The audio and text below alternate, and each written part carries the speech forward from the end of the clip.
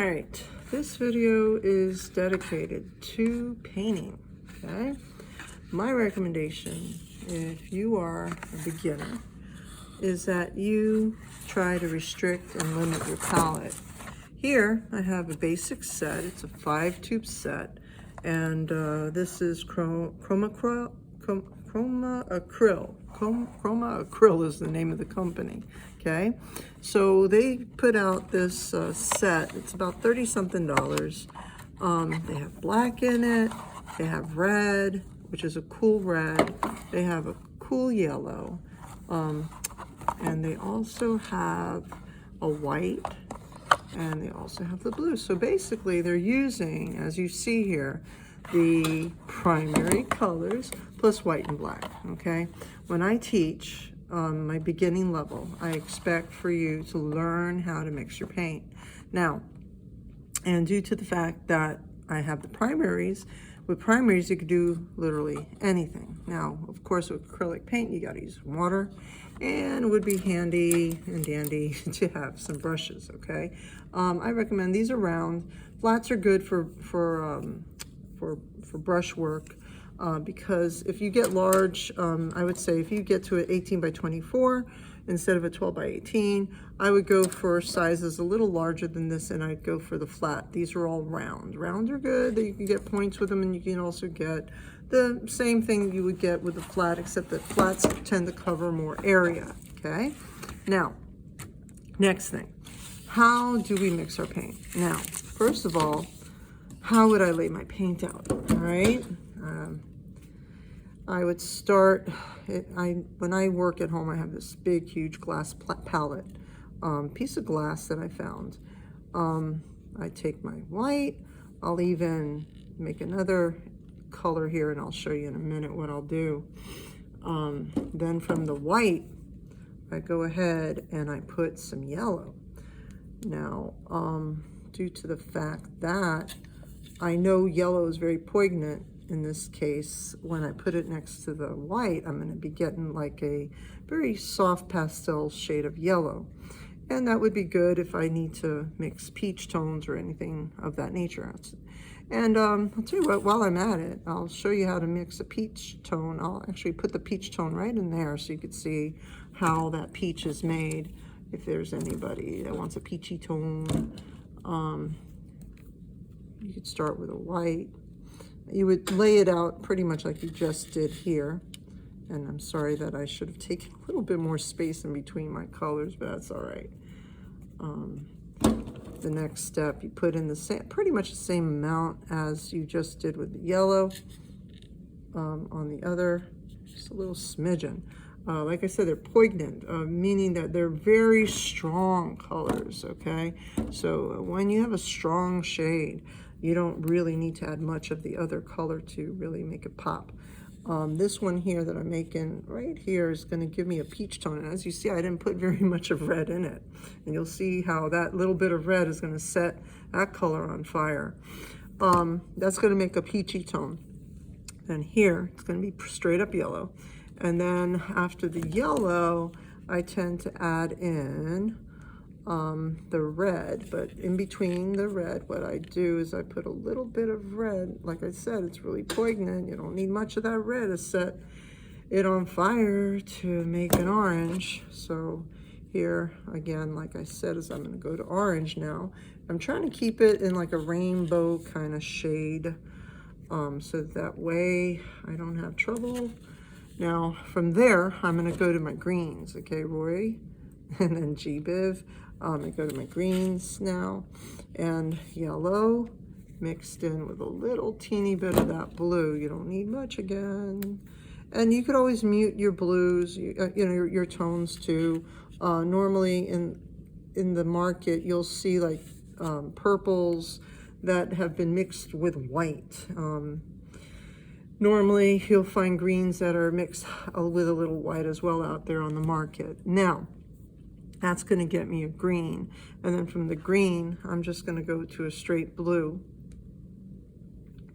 And then from the blue, I'm going to go to a purple. Okay, little purple. And like I said, Normally the purple that you'll make is a purple that is, I'm going to put a little bit more red because that's normally the shade that you're used to seeing, okay? And they even mix it with a little bit of white. That's the normal purple that you'll find out on the market. Now from there I'll go to browns, and my brown is, and just so that you know, any brown is made by the complementaries. So here I'm going to go ahead and put a mix for an orange, and due to the fact that orange, and I'm going to put a little, about two, you could say 2 dots of the yellow, so that, because I put out a lot of the red, and just by putting a tad bit of the blue now, because you need that green, right? So you're going to get a brown out of that. Now again, ordinarily out on the market, they tend to take that shade and put a little bit of white to it to make it look a little bit more to the brown side. And then you're going to make just a regular black, and I'll tell you what, we'll even make an umber, which is a darker brown. And the darker brown you could mix by getting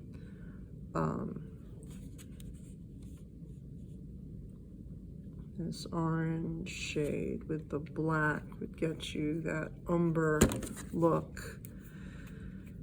Raw umber is like a green kind of brown, and what's going to turn that green is that black. Now another crazy thing that you might want to know, to even get a different green than, let's say, what you got going on here.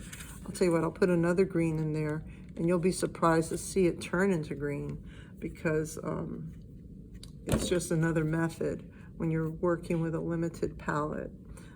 Actually, the Zorn palette, they use the black to make the green, and you'll see the different shade of green it'll make. Now, very quickly, so relatively, you know, that's my little spread that I would put out in front of me, okay? And now to mix it. Best is palette knife, they say. It's a little faster, but, you know, paintbrush will do too. As you see here, the more I mix, I want to grab that shade into there. I don't want to get too close to the other shade. And now that's a pretty decent color. And another thing too that you might want to do while you're working, I'm gonna rinse out my brush. Now another thing you might want to do while you're working too is use a water bottle. I basically take this little bottle and I fill it with water, and I spray my surface to keep it moist, okay? Now you're gonna see this area here turn to an orange, and woo, it's set. Do you see how it's just set on fire to make that peachy tone? I'm sorry again, I did not keep space in between. That's all right. You're gonna be mixing and merging anyway, so I'm trying to release all of that. So that's that peachy tone, okay? Now, next, I'm going to change my color again, and now mix up the others, because you want to make sure you don't mix these shades together. You want to keep a clean brush. And as you see, that's your orange, and you could add a little bit more white to it. I mean, sorry, not white, a little bit more yellow to it to make it more of an orange shade, okay?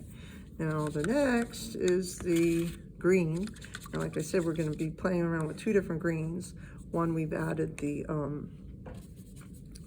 blue, and the other one, you're going to see a green that's mixed in with black. This is how the green with blue would come out, okay? Pretty much. And then the next, it's gonna be a muddier kind of green, but it will be a green. It's pretty amazing. It's like a forest green. It gets you. See, that's like a dark shade of green. It's very interesting how it comes out that way. Yeah, it's a forest green. All right. Usually, anytime you mix black or white into a shade, like I said before, the white you tint, the black you shade.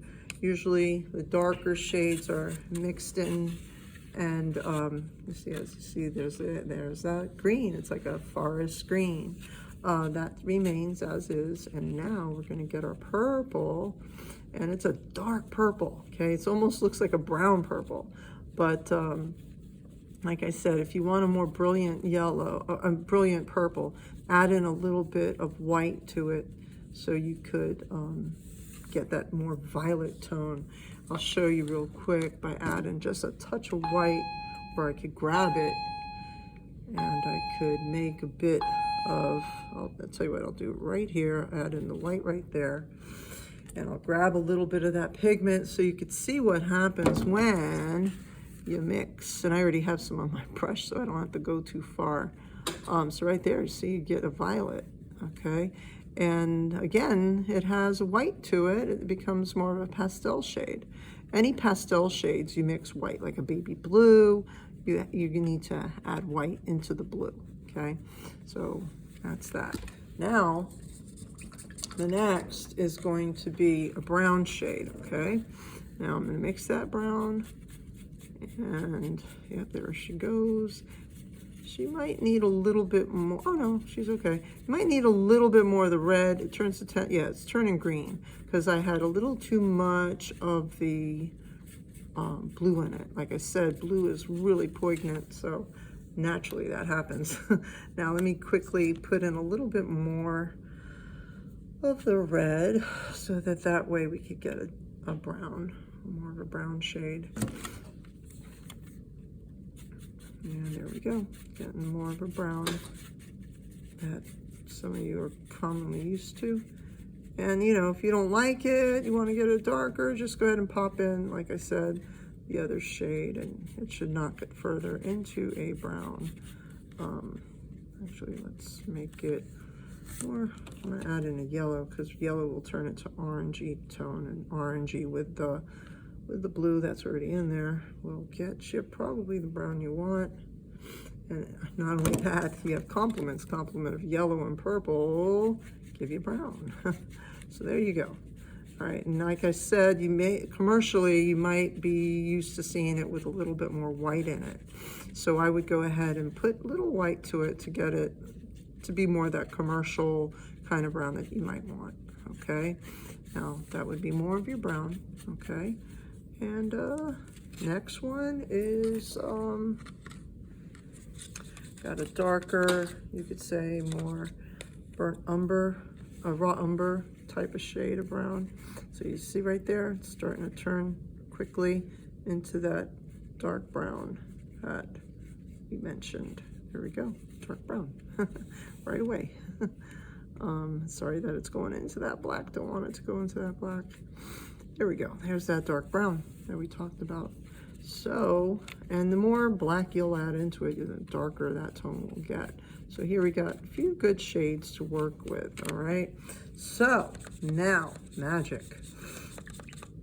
Now, we can start playing, all right? So now, that's enough little color mixing, okay? Now I'm just gonna paint a little something here, and I'm gonna talk a little bit about the different techniques that you could use with paint, okay? First technique, it's acrylic paint. So acrylic paint is said to be, you could say,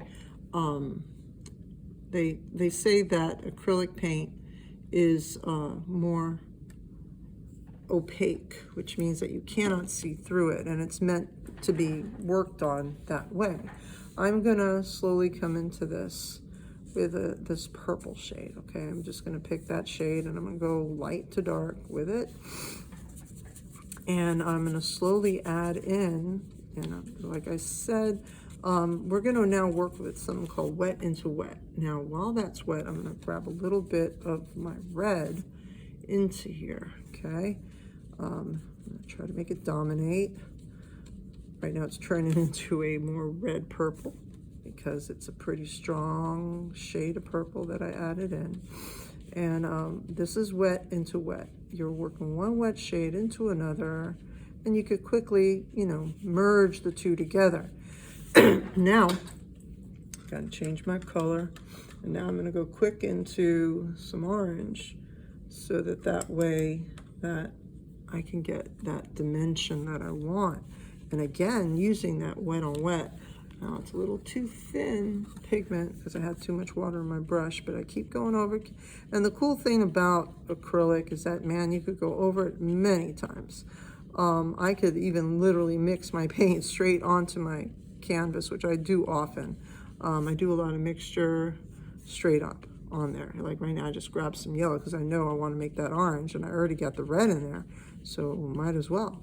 Now the first coat, it's going to be pretty thin, especially if you've got too much water in your brush, and then you may want it to dry and then come back over it with another coat. Now remember, this is wet and wet, and actually if you went back over it, it becomes what we call a glaze. All right, now remember, the glaze is one transparent veil of color on top of another. Now again, this is, I'm going to let it dry a bit, and I'll go back, work into it. In the meantime, I'm going to be playing around with the other areas. Okay, now I'm gonna hit it up with, oh, why not use some peach, right? I got it, might as well use it. So I'll go in and do my little light to dark routine. All right, using my first layer and trying to make it thick. And the cool, like I said, the best thing about acrylic is that you can go over and over and over and over it again, slowly building if you want to. You can work thin to thick, or you can work thick straight up, which is kind of a beautiful thing about it.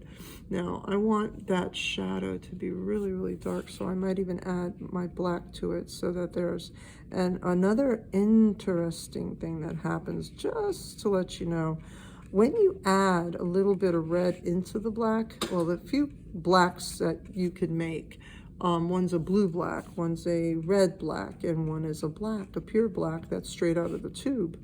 I've noticed, at least when I oil paint, that my red black is actually darker than my my paint right out of the tube, which I find pretty peculiar.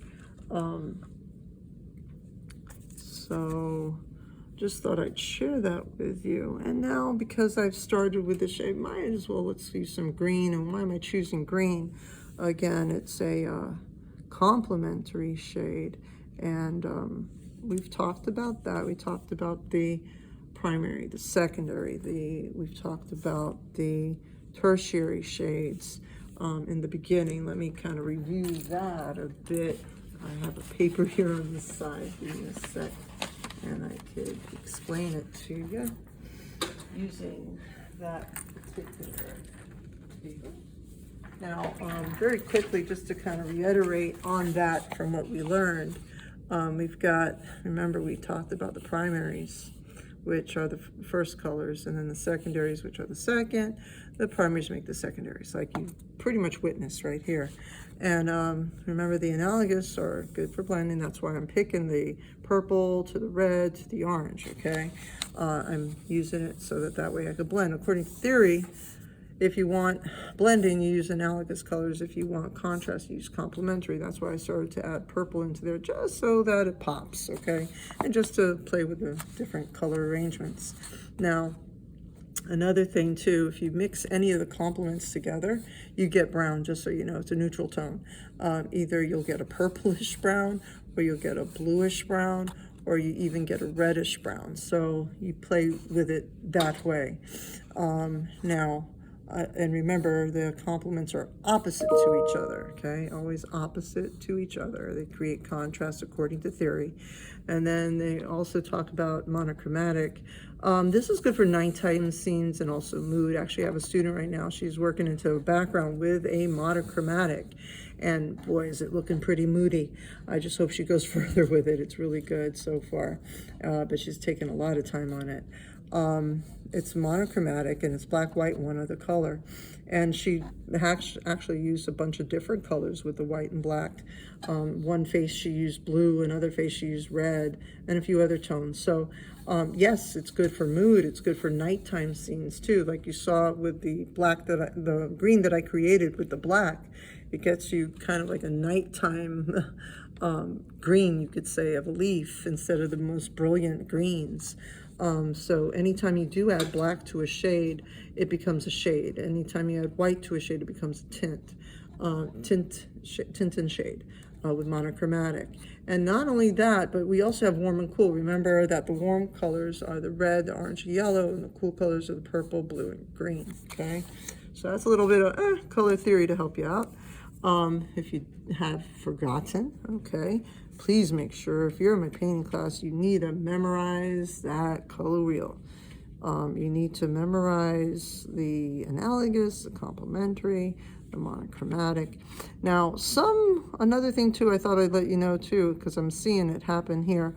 Some student grade paints are a little jello-y.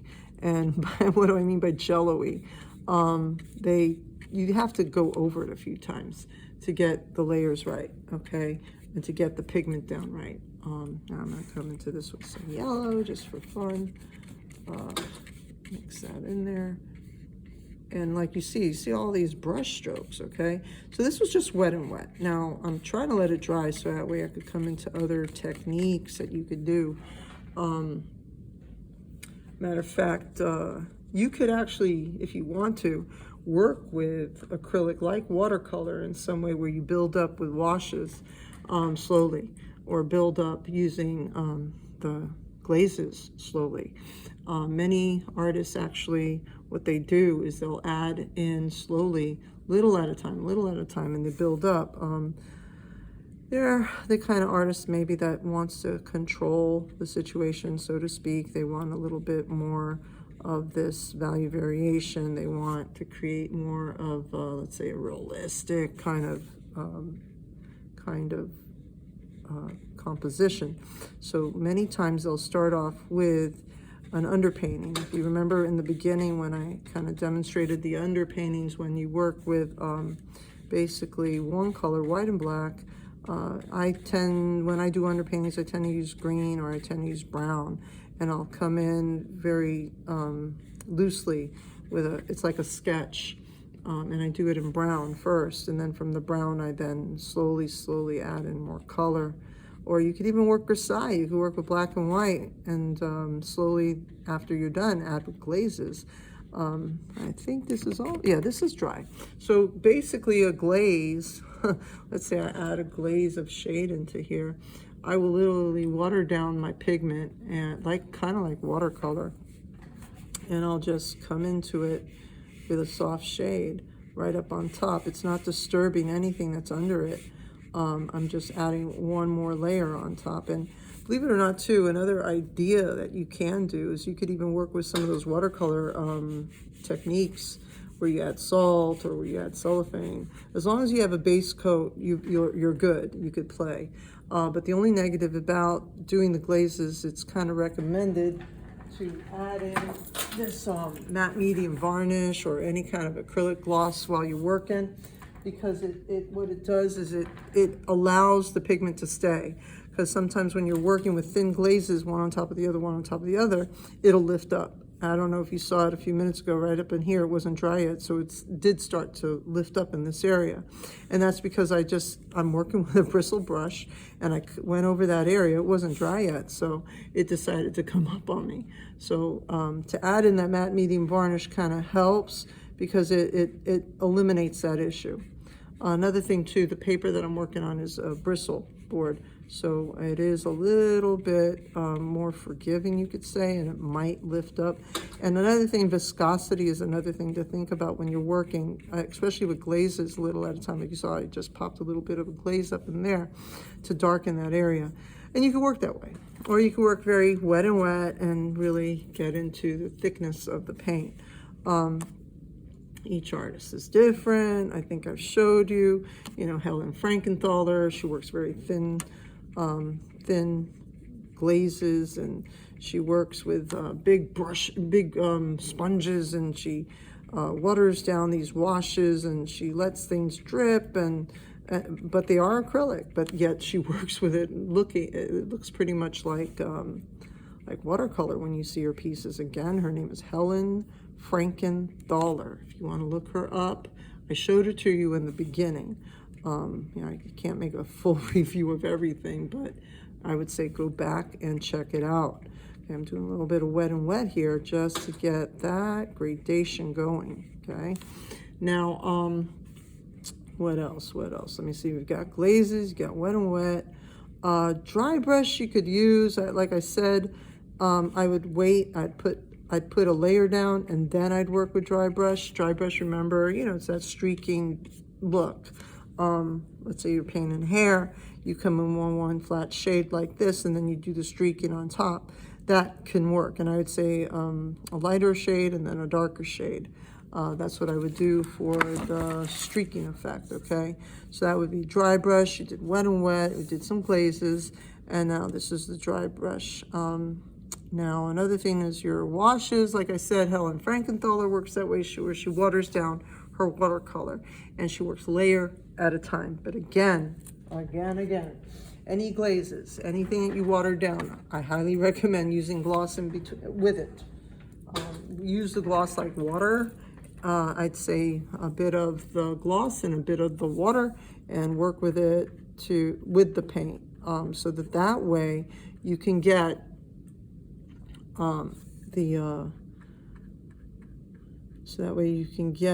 the layering that you need. Okay, now I think right there that kind of like sums up okay, what we're doing. And I think right there, I think that's enough to kind of like get the ball rolling. For some of you who might have forgotten, like I said, this is just like a little reminder video, because they did throw some students in, and I just want to make sure that they understand what to do, okay? And maybe for those who might have forgotten, this is like a recap, okay, of what we've been doing, what we've been learning, and hopefully you're applying it, okay? Hope this video finds you well. Like I said, you see right there, I popped a little bit of a shade on top. And the beauty about acrylic is that you can literally paint one shade right on top of another shade, and you can't tell. Like a light shade can go straight onto a dark shade. That's the beauty. It's very forgiving in that nature. Where that you won't find in, let's say, watercolor per se. So, like I said, hope this video finds you well, and I hope that helped, okay? So, till later. Bye. Thank you.